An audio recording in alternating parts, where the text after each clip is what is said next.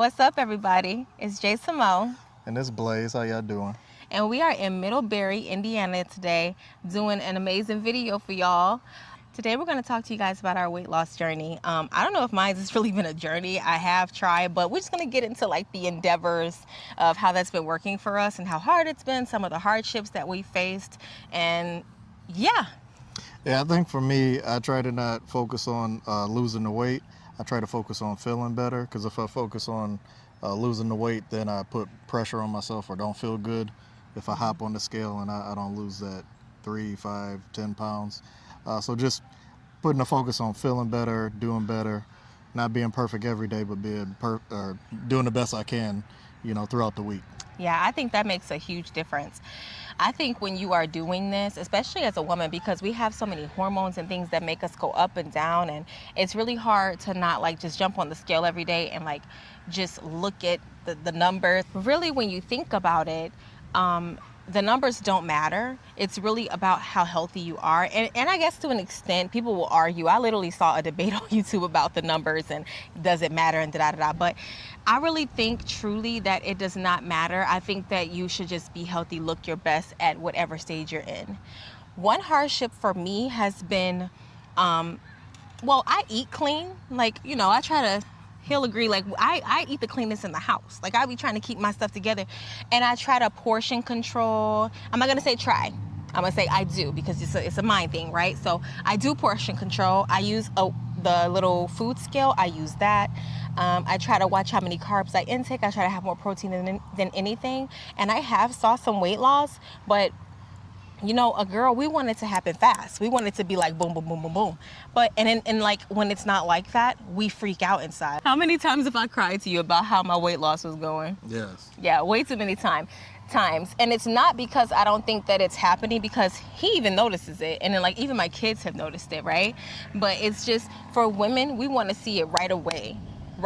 And for me, honestly, like, those extra options, like getting surgery, because obviously anybody can save and get surgery, right? No shade to the BBL girlies. You guys look great, but some of y'all. Yeah. For me, it's not about doing a quick thing, because even if you get the BBL, you have to still watch everything you do. And if you weren't doing that before, you're gaining everything back, and now you don't have a BBL, you got a BBW or a BBD. I don't know. So, like it's just, I don't know. I just try not to focus on the numbers. I try to make sure I'm doing my portion control and just like watching what I eat. And I cook more than I used to cook. Yeah. Like I cooked, but like now I'm cooking more because I'm like, I just don't want to do that. Yeah, one thing that I think about, sometimes I get in the habit of, it's so easy and convenient to go to fast food. McDonald's is off basically every exit. DoorDash is right at your fingertips. But one thing I try to think about is when I actually get the food. Yeah. You see the pictures on DoorDash, you see the pictures when you're standing in the drive-through line and it looks so good. But when you actually get your burger, your fries, your drink, it doesn't match up or look like what you got. So you got to remind yourself of that. So that's why me especially, my wife has already been mainly cooking from home, but I've been putting more emphasis on cooking from home to stop wasting my money on fast food. And I like when I cook or when we cook, because I control how much salt and seasoning is in the food. If I don't like it, that's on me. But if you go to a restaurant or even a fast food place, it's up to them how fresh it's going to be, but it's not going to be fresh because it's fast food to begin with. But that's a whole nother topic. Right. But so it's just better I encourage you to cook more from home, because you control the process from start to finish. You know that your hands are clean. You know that your kitchen is clean. You know what you're dealing with. When you go to a restaurant, you don't know what you're dealing with. I'm not saying don't go to no restaurants, because Lord knows we like going to some. Yeah. We travel all around going to restaurants, but don't let that always be your first pick. Right. Yeah, I totally agree. I think that when you have more control over like what you're putting in your body, you feel better about just what you're spending your money on. Lord knows how expensive everything is. Like, we have a family of 7, and just to get like a pack of ground beef to make spaghetti or something to feed everybody, that's not cheap at all. And it's really insane. Like, we were watching something, I think I was watching an MTV's rerun of something, and the girl was checking out and she was paying for her groceries. And I think it was like True Life or something. But long story short, I think it was like 10 or 12 bucks for like a pound or 3 pounds of ground beef. And I was just like, what? One of the biggest helps for me, I think, has been TikTok. Every social media wants to be more like TikTok, so it's easy to look stuff up on any social media platform and like try to find high protein meals and things like that. And that makes it just a little easier. It's a lot of work though, being in that kitchen, I don't know, 3 times a week trying to get everybody eating and stuff. Another point I wanted to bring up is we go on a ton of mini trips and trips all over. And one of the things I like that we have improved, we don't instantly jump to going to a restaurant or hitting up DoorDash, even though we're excited for the new area and the food that they got. Sometimes now we're looking for the fresh local grocery store, the fresh local meat to cook something at home. We can still go on a nice date out to a restaurant, but I like one thing that we have improved is not necessarily automatically doing all restaurants when we go on a trip. Yeah. I know you go on a vacation or whatever to relax, and that's okay. But we're trying to be better, and I know for me, I got to be consistent with it. Yeah. I can't take a week-long vacation of eating fast food in restaurants and come back and get on the same routine. I know some people can. My wife can. She's one of those people. I have to at least attempt to eat healthy or cook something myself on a trip now. Actually, we're on a trip right now in Indiana, as we stated earlier, and I just cooked something earlier today. It wasn't the healthiest food ever, but at least it's fresh, made from home, and it's healthier than basically any other restaurant we would go to if we were to order that same thing. Exactly.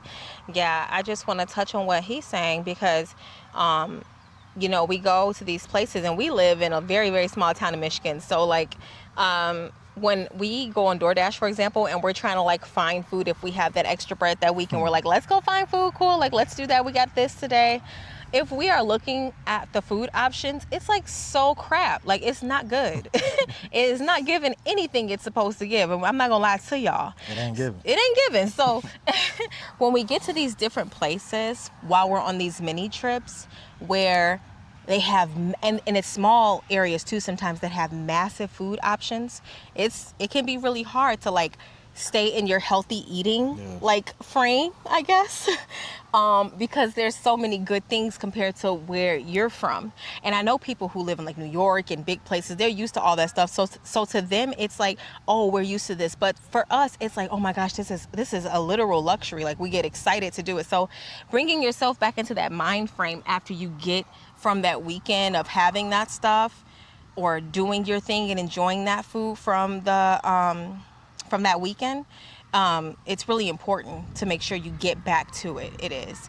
We just want to encourage y'all to, you don't got to be perfect with your diet or exercising, but at least do the best you can. Yeah. My wife tells me all the time, you know, aim to eat healthy every day. If you do 4 or 5 days out of the week, that's better than the 1 or 2 you were doing before. So just do the best you can. Exactly. I try to not put too much pressure on myself. I don't step on the scale every other day.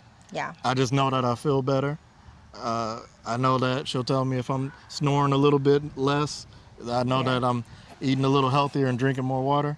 I know that's still a struggle, but you know, the goal is to just do the best you can each week. We just wanted to make sure that you understand out there, whoever's watching, that especially when you start to age, because we're in our 30s now, we're not limber 20s, but we're limber 30s. We're not gonna act like we're not still young, honey, because we're still young, limber 30s. But no, it's just really important to make sure that you are giving your 30s your best. I know it's not easy, and I know it's kind of one of those things where you can brush it off, like I'll do it tomorrow, and oh, I'm young still, I got time, but really you want to train yourself to do these things now so that when you get older, you can like enjoy time with your grandkids, because people are biting the dust early all because they didn't eat clean. So that's really the point of this video, you guys. We just wanted to make sure y'all understand that to try with health, to try with working out every single day.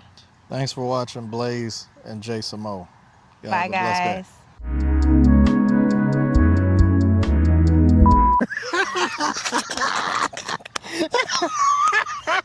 We are here today to do a video. Let's start over.